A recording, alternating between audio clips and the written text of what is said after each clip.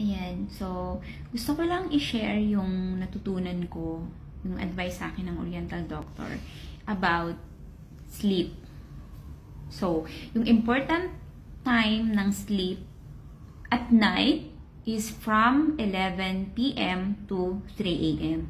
Bakit 11 p.m. to 3 a.m.?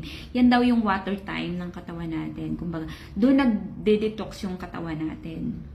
So, yung mga cells natin, nakaka-recover kapag nakaka-detox yung katawan natin. So, yun daw ang pinaka-importanting tulog. 11 p.m.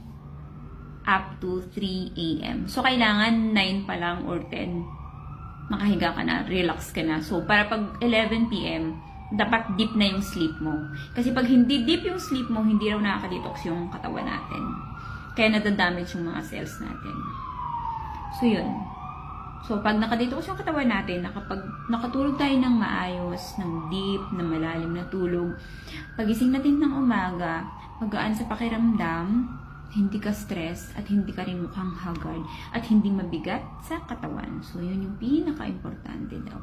Sinishare ko lang naman yung thoughts ko about health. Sabi nga nila, sharing is caring. So, sinishare ko lang naman. Kung gagawin mo o hindi, o i-apply mo o hindi, it's fine. So, ako gusto ko lang mag-share. So, lang.